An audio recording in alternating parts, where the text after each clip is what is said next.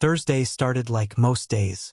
The sky was low and gray, the kind of Seattle morning that always made everything feel a little damp and slower than it should.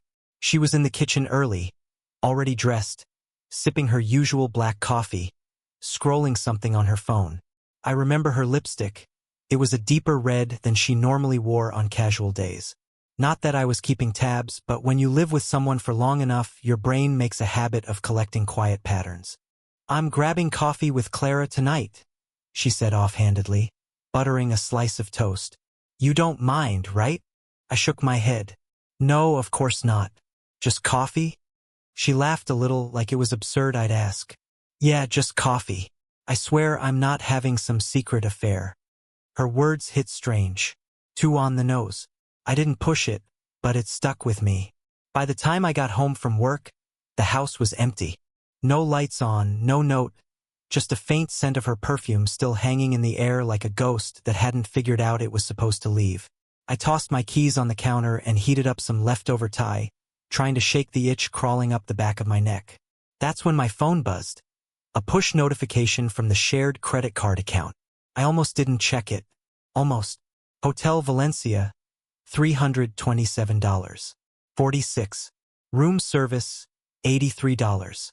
50. I stared at the screen for a long minute, rereading it like maybe the numbers would rearrange themselves into something more innocent. Hotel Valencia wasn't a coffee shop. It wasn't even close. It was a boutique hotel in the downtown district, the kind of place people booked when they wanted luxury and privacy, not a public latte and chit-chat. My appetite vanished. I set the food down untouched and walked upstairs to our bedroom. My hands were already shaking. I wasn't looking to find anything. Honestly, I didn't want to, but I needed confirmation or closure. I wasn't sure which. The laundry basket still had some of her clothes from earlier in the week.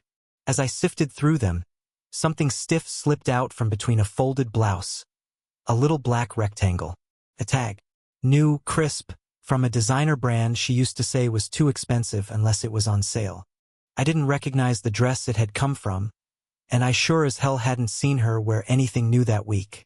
The timestamp on the receipt from the hotel matched the tag skew in my mind, recent, deliberate, planned. I checked her coat next. Still draped on the back of the kitchen chair where she left it in the morning. In the pocket, tucked between a pack of gum and a lipstick tube, was a folded paper sleeve. Hotel Valencia again. The logo stood out like a scar. No room number. No handwritten notes. But I'd stayed there once years ago for a friend's wedding. I recognized the brand. I remembered how it felt to walk in there with someone you cared about, how it smelled like clean linen and eucalyptus. I remembered how easy it was to disappear into a room with someone and not be found. That was when the emotional part of me shut off. My chest didn't tighten. I didn't rage or cry or panic. Something quieter happened. A soft collapse like an internal power grid shutting down. I sat at the table with her keycard sleeve in one hand and my phone in the other. And that's when the real twist hit. She'd just posted a photo. Her smile was perfect. She was at a cafe, one I knew. She tagged 2 co-workers in the photo. The caption read, "Midweek unwind with the girls, hot beverage, speech balloon, hashtag, hustlyangrind, hashtag girlbossenergy." One of the girls commented, "You look amazing. Such a fun night." With heart emojis. Except I knew what that cafe looked like. There were no visible lights from inside. No people in the background. Could have been taken weeks ago. Or maybe even earlier that day, dressed and posed in advance. Either way, it wasn't happening now. That smile wasn't from tonight. Everything clicked into place too perfectly. The champagne, the dress tag, the missing receipts, the social media smokescreen. This wasn't carelessness. This was a strategy. This was someone covering their tracks, not with lies, but with polished misdirection. An entire fiction was playing out in real time, like stacking up on a timeline carefully curated to distract from whatever she was really doing a few blocks away. I wanted to tell myself I was wrong, that there was a reasonable explanation. Maybe the charge was a mistake. Maybe the keycard belonged to someone else. Maybe the tag came from a gift. But each thought was thinner than the last, stretched so far past reality they collapsed under their own weight. I didn't confront her. Not that night. Not even when she walked in the door around 11 p.m. Hair slightly tousled, eyes wide like she'd had too much caffeine or adrenaline. She kissed my cheek, said, "Clara's going through some stuff. Sorry I'm late." I nodded. All good. She told me about a made-up conversation about the latte she didn't finish, about how they talked about work and life and vacation plans. She asked if I'd watered the plants. I said yes. We went to bed like any other night. She drifted off quickly, like always, curled away from me on her side of the bed. I stared at the ceiling, watching the shadows shift across the room until the sun came up. The next morning, she made coffee and played music on her phone. More filtered selfies. More comments from her coworkers. A few DMs with laughing emojis. I wondered if they knew. I wondered if any of them helped her set it all up. I looked at her across the table. Same woman. Same eyes. But something had vanished. Or maybe it was me who disappeared. By noon, I had packed a bag with clothes, my passport, and a notebook. I didn't tell anyone. Not her, not friends, not even my brother. I booked the first available flight that left the country. It happened to be Reykjavik, Iceland. I didn't care where it went. I just wanted to be somewhere untouched. Somewhere clean. By the time her Instagram story had racked up over 300 views and counting, I was 30,000 feet in the air, the blue arc of the Atlantic stretching beneath me, and no return ticket in sight. The flight to Reykjavik was almost empty. I had an entire row to myself. I stared out the window at nothing, the kind of nothing you only get when you're too high up for the world to matter anymore. The seatbelt sign blinked on and off. The engines hummed. The guy 2 rows ahead snored through his earbuds. And I sat there, not watching a movie, not reading, just spiraling through the orbit of what I had let slide for too long. It's funny. When something breaks in a clean, dramatic way, your mind at least knows how to process it. But what I was dealing with wasn't a crash. It was rot. Quiet, persistent, invisible until it hollowed out everything. I used to think our life was just going through a rough patch. People change. They get tired. They pull away and come back. That's what I told myself when the small signs started stacking up like dust I didn't want to wipe off the shelf. It started months ago. Subtle. Her phone started living face down on the kitchen table. Always locked. Always silent. She used to scroll freely, chat while we watched TV, laugh at texts and show them to me. Then one day that stopped. I asked once, "Everything okay?" She smiled and said she was just trying to be more present. I believed her. I wanted to believe her. God, I wanted to believe everything. Then came the late-night book club meetups. They started as monthly things with a few friends from her office. She called it a safe space for feminist fiction and wine. At first, I thought it was cool she had something of her own. I even helped her pick books. Then I noticed the wine bottle would be barely touched when she got home. The book stayed in her tote bag, never moved. No texts about upcoming meetings. When I asked how the last session went, she paused just a beat too long before answering. Still, I let it go. Then the gym routines. She said she needed to clear her head more often. It became a ritual: yoga, Pilates, spin with Emma. But she never came home sweaty, never worn out. Her fitness tracker, which she'd once loved showing me after workouts, stopped syncing. When I finally asked why, she said her Bluetooth had been acting up. I offered to fix it. She declined too quickly. Then came the cash. Small ATM withdrawals just under the limit that would trigger a bank alert. Every few days, $60 here, $80 there. I didn't ask at first. We're adults. She could spend what she wanted. But something about it made me uneasy. We hadn't used much cash since the pandemic. She used to joke that paper bills felt gross. And yet, suddenly, she needed them for parking and tips and small lunches. I noticed none of it showed up in our usual expense tracker. Still, I stayed quiet. I was afraid of what asking would confirm. Then, the perfume. I noticed it the first time in January. I hugged her when she walked through the door, and the scent hit me. Sweet, sharp, expensive. Not her usual one. It lingered in her hair, on her scarf. I asked if it was new. She hesitated, then said, Oh, it was a sample from Clara. Later, I searched the bottle I saw in her purse. Not a sample. A full-size designer brand I'd never seen before. It was too elegant for how she normally shopped. One night in early February, she came home later than usual, said traffic was bad. I didn't even ask where she'd been. I didn't want to know. But something tugged at me, and while she was in the shower, I checked her rideshare history on our shared account. Something we set up years ago during a winter storm, so we could track each other if stranded. There it was. A trip across town. Same destination she'd been going to for weeks. Always the same drop-off, always around 6 p.m. Always for a few hours. The address was a residential building near the waterfront. I zoomed in on the map, memorized the street. I didn't recognize the building. I didn't recognize the woman who had been visiting it, either. I could have followed her. I could have driven there and waited. But I didn't. I just sat with the knowledge, unsure what to do with it. It was one thing to have a hunch. It was another thing to know. I wasn't ready to know. There were other cracks. Dozens. Maybe more. Like how she stopped making plans. I'd say, let's go to the coast next weekend. And she'd smile and say, maybe, then let it fade. I'd suggest a movie, a dinner, a concert, anything. And she'd tell me she was tired, or swamped with work, or not in the mood. Meanwhile, her calendar filled up with vague commitments that never seemed to involve me. She became meticulously careful with her laptop. Passwords updated. Private folders. Notifications turned off.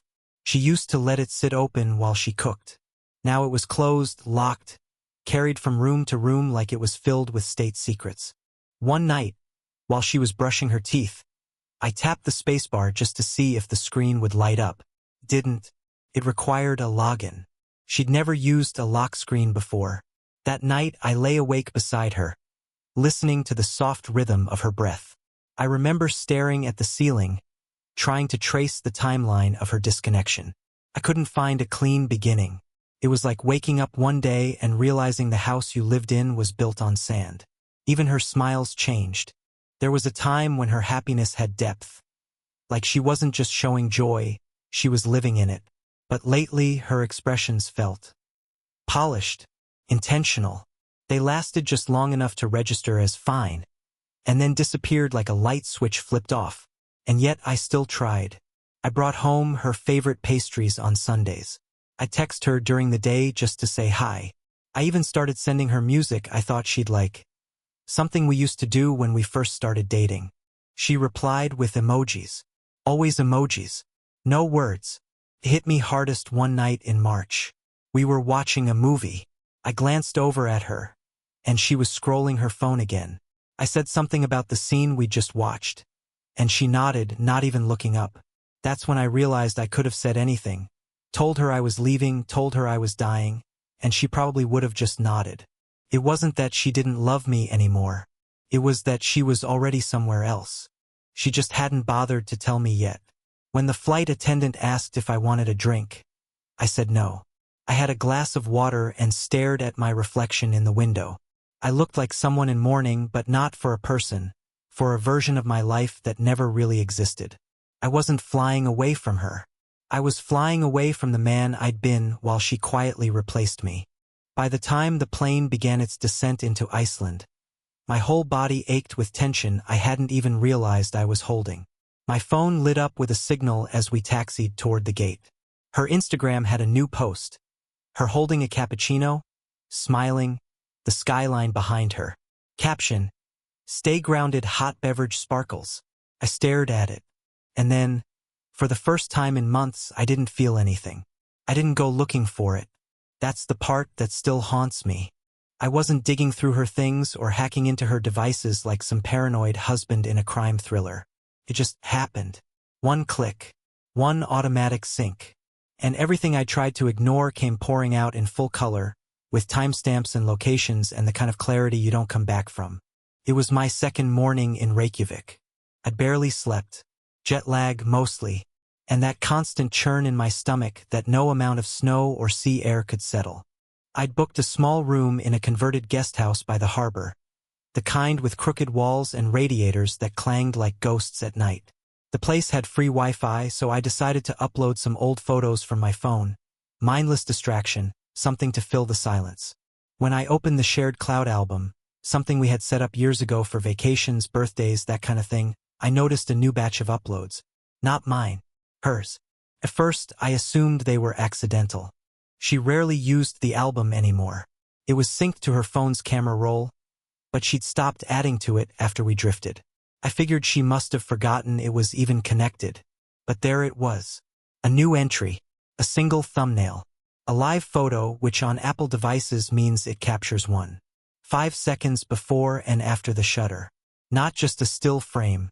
A living, breathing glimpse of what was really happening. I tapped it. It opened to the image of a hotel room. Not generic. Not anonymous. The kind with a modern, overpriced aesthetic. Everything in beige and slate. Mood lighting. A mirror above the desk that reflected everything behind it. And there she was, wearing a red dress I hadn't seen before. Tight, elegant. The kind she always said she saved for client dinners. Her hair done. Her makeup flawless. And then, just behind her in the mirror, half caught by the live photo motion, was the unmistakable silhouette of a man entering the room. Tall, wearing a dark shirt. His hand halfway through removing his coat. No face, just enough to confirm the worst. I watched the photo play again and again. Felt obscene somehow, like I was witnessing something I was never supposed to see. But that had always been happening in plain sight. There was no ambiguity left. No room for maybe or what if, or it's not what it looks like. It was exactly what it looked like. I could still hear her voice in my head. It's just coffee with Clara. And, don't worry, you're overthinking. And, you're the only one who knows me. Each line now felt less like a lie and more like a smirk at my expense. I set my phone down and stared at the ceiling. The room smelled like cedar and cold ocean air, but it may as well have been filled with smoke. I kept waiting to feel something. Rage, despair, vindication. But what I felt was emptiness. A complete and total hollowing out. Like someone had scooped out the center of me and left only the skin behind. But it wasn't over. Because part of me, some stubborn, wounded part, wanted context. Proof in full, not just fragments. So I started looking. Just once. Just enough to know. I opened our bank's mobile app again. This time, instead of checking the main page, I dug deeper. I filtered for charges that lined up with the hotel photos timestamp. Within seconds, I found them 2 transactions. One from Hotel Valencia. One from the in-room dining service. 2 breakfast orders. Charged at the same time. Same room number in the confirmation email. Her name on the receipt. She hadn't even tried to hide it. And just when I thought I was done, I opened her rideshare history again, this time from her account, which was still connected through the cloud. I don't know why I still had access. Maybe she forgot. Maybe she assumed I'd never look. But there it was. Pickup. 6:42 p.m. Our house. Drop off Hotel Valencia. Duration. 28 minutes. Driver Malik. 4. 9 stars. She left in the dress. Arrived at the hotel. Ordered champagne. Stayed the night. Ordered breakfast for 2. Then went home. Changed into sweats. And told me the book club had run late again. And I believed her. That morning, she posted a throwback photo of her and some coworkers at an outdoor cafe. One of them had moved out of state 6 months ago. The caption was nostalgic, something about missing simpler times. Her followers ate it up. So cute. You haven't aged a day. Miss this energy 2 hearts. I sat there in my little room in Iceland, watching snow gather on the window ledge, thinking about how thoroughly she had rewritten reality. How she hadn't just cheated. She had produced a different version of our lives, directed it, filmed it, captioned it, shared it, and the audience had clapped on cue. I went out that afternoon, numb. I walked the icy path along the harbor. The wind cut through my coat. My hands were red, but it felt better than staying inside. I needed space to breathe, to make peace with the finality of what I'd seen. She had left the evidence out in the open, not by mistake, but because she believed I'd never look, because I was predictable, stable, Safe. She once told me that was what made her fall for me. You make the world feel less chaotic, she said once. You're like gravity. But maybe that was the real problem. Gravity's only interesting until you want to fly. The undeniable proof didn't come with a dramatic showdown. No screaming. No shattered plates. No, how could you? Or it's not what you think. It came in silence. In the cold hum of a hotel radiator. In the quiet click of a live photo playing back the same betrayal over and over. She didn't even know I knew. Not yet. And I didn't know what I'd do with it. Not then. Not fully. Part of me wanted to call her, to say everything at once. Another part wanted to vanish entirely and leave her wondering forever. I wasn't sure which version of me I trusted anymore. That night, I sat on the edge of the bed, phone in hand, screen still glowing with the same image. Her red dress, his blurred silhouette, that frozen moment, like a crime scene preserved in digital amber. I opened a blank note on my phone. I didn't write much, just one line. Proof changes everything. Then I turned off the phone, buried it under a stack of clothes in my suitcase, and turned off the light. I didn't sleep, but for the first time in weeks, I didn't feel crazy anymore. Iceland didn't feel like an escape at first, it felt like a delay. I'd landed with no plan beyond getting out.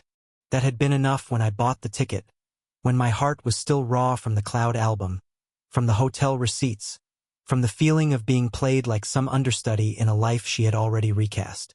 But now I was here. The novelty of being in a foreign place, alone with no itinerary, wore off fast. The snow was beautiful, sure. The black sand beaches, the steel-colored water, the people bundled up like they were preparing for war against the wind. It was all something out of a dream. But I couldn't enjoy it. Not really. Everything reminded me of how far I drifted from the person I thought I was. I wasn't on vacation. I wasn't backpacking across Europe to find myself. I was licking wounds I didn't yet understand. And I was waiting for what I didn't know. I spent the first couple of days doing the same thing. Walking along the harbor, taking long baths in the tiny guesthouse tub, checking my phone compulsively even though no one was calling. I left my location settings on. I wanted her to notice I was gone. I wanted her to ask why. She didn't. Or if she did, she didn't reach out. Not once. On the third morning, I found something waiting for me at the front desk. It wasn't labeled. No name. No return address. Just a plain manila envelope, slid across the counter by the night receptionist as casually as if it were a bill. For you, she said. Left sometime this morning. No one saw who. Inside was a single sheet of paper. Typed, not handwritten. Clean. A line center. You shouldn't have left. That was it. No signature. No explanation. No demand. I read it 3 times. It wasn't a threat. Not exactly. But it wasn't innocent either. It wasn't like one of those inspirational notes people leave on random cars. This was specific. Targeted. Someone knew I was here. Someone wanted me to feel watched. I went back to my room and locked the door. I thought about calling her. About asking if this was her idea of a joke. But then I remembered. She didn't know I'd left. Or so I thought. Later that afternoon, I sat in the cafe next to the harbor, trying to drown myself in a too-hot Americano. I hadn't told anyone where I was staying. I hadn't posted anything. But the note proved that someone knew. It wasn't just that my trust was broken anymore. It was that reality itself felt like it was starting to bend. Then, just before sunset, my phone buzzed again. A news alert. U.S. headline. I clicked it without thinking. My breath caught in my throat when I saw her face.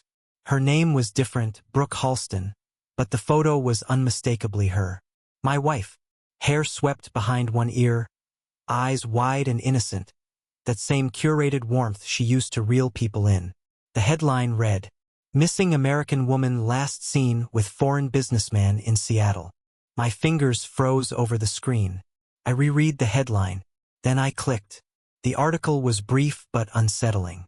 It claimed that Brooke had disappeared shortly after meeting with an unnamed foreign national. Her last known location? Seattle. The timeline matched the day I left. There was a quote from a neighbor. a photo of her car in the driveway. And then this line: authorities believe foul play may be involved. I closed the article and leaned back in my chair, the cold seeping through the window behind me. Was this some twisted game? Had she staged her own disappearance? Or had something even stranger happened? My gut screamed that this wasn't just coincidence.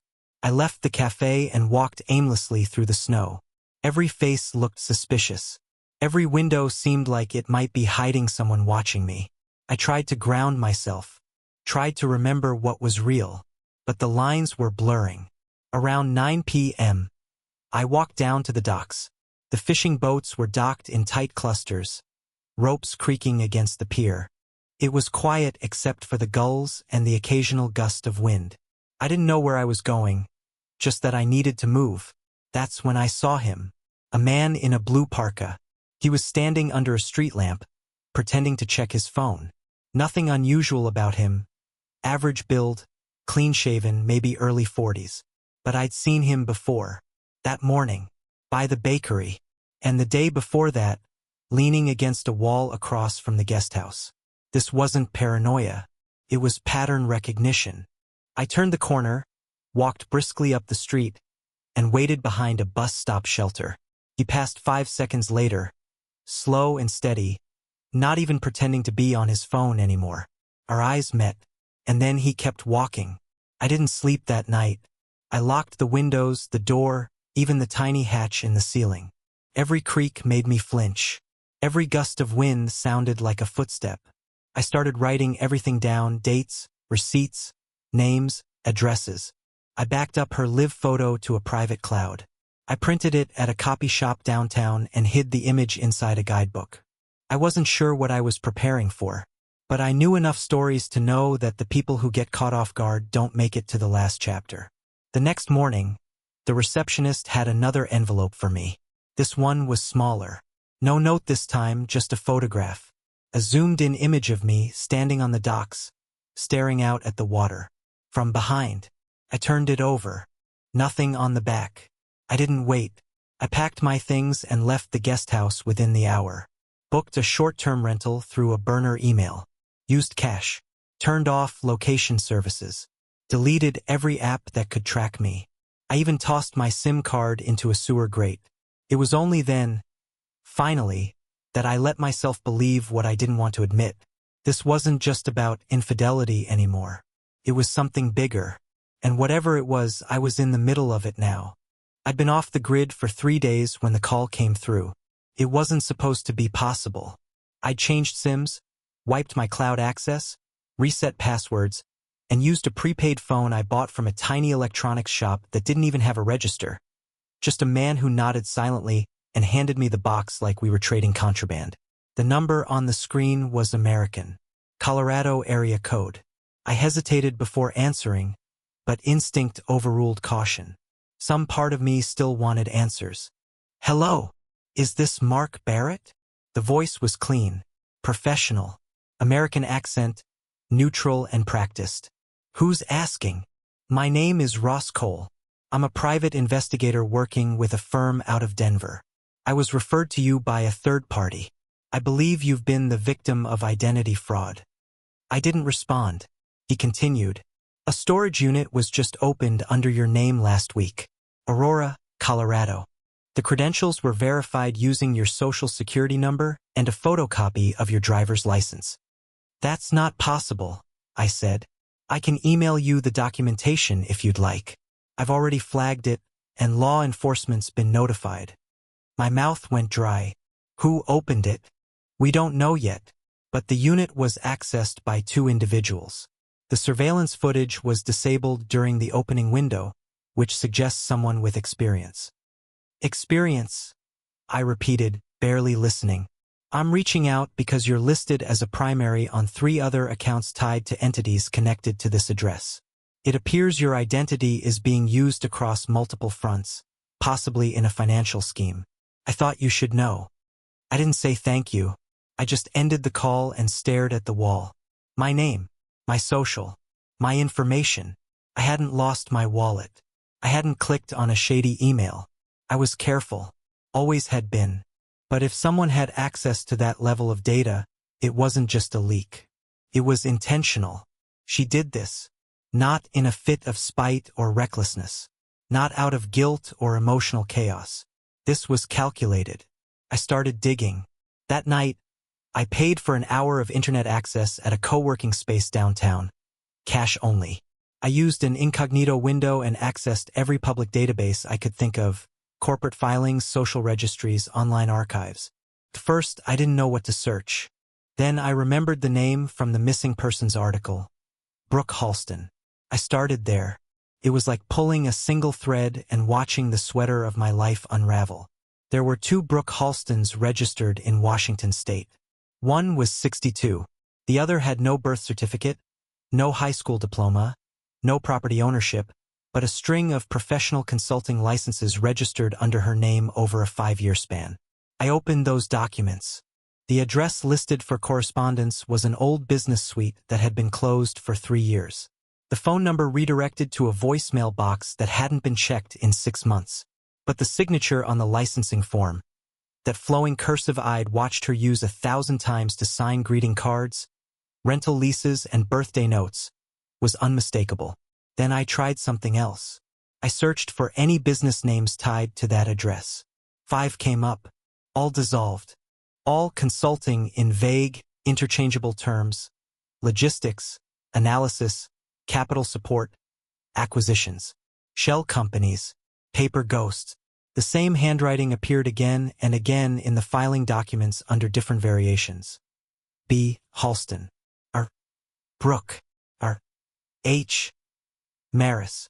Then, in one registration filed under Clareden Strategies, I found a second name listed as a cosigner: Eric N. Dalton. Eric, the friend from the cafe.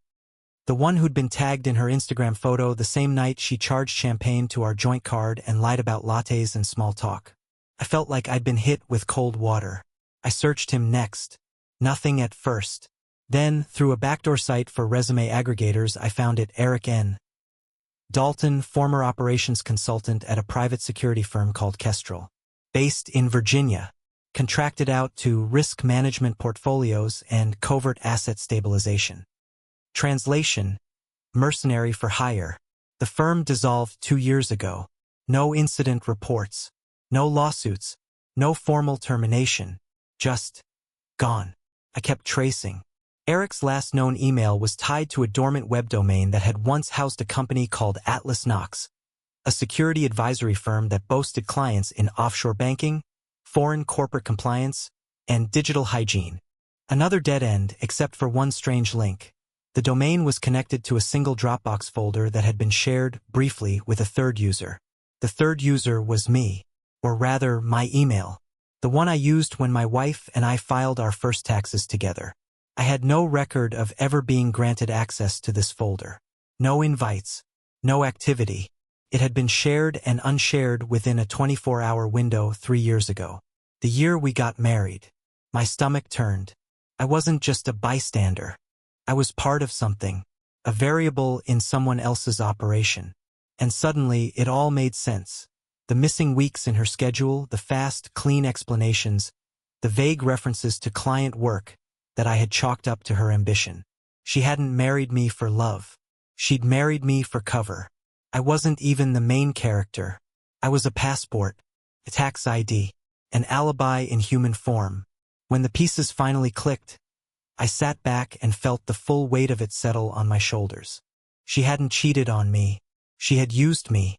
Worse still, I couldn't be sure if any of what we had was ever real. Not the late-night drives. Not the quiet holidays. Not the photos. Not the anniversaries. Maybe not even her name.